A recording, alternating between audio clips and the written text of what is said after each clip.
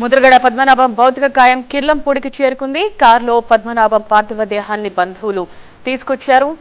పెద్ద ఎత్తున అక్కడ అభిమానులు చేరుకున్న దృశ్యాన్ని మనం చూస్తూ ఉన్నాం. ఆయనకి కడసారి నివాళులర్పించేందుకు భారీగా బంధువులు, అభిమానులు, సన్నిహితులు, స్నేహితులు అందరూ చేరుకున్నారు. కుటుంబ సభ్యుల రోదనలు మిన్నంటుతూ ఉన్నాయి.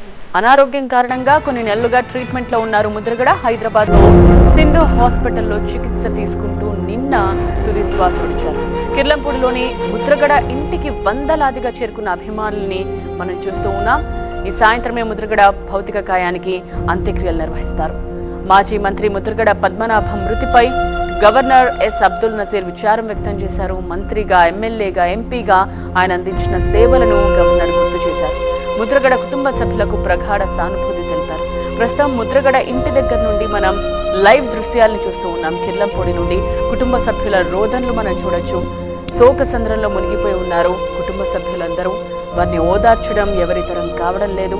ఇక పద్మనాభం లేరు అన్న వార్త తెలుసుకున్న ఆయన అభిమానులు, సన్నిహితులు, స్నేహితులు అందరూ అక్కడికి చేరుకుని కడసారి చూసుకుని నివాళులర్పిస్తున్నారు.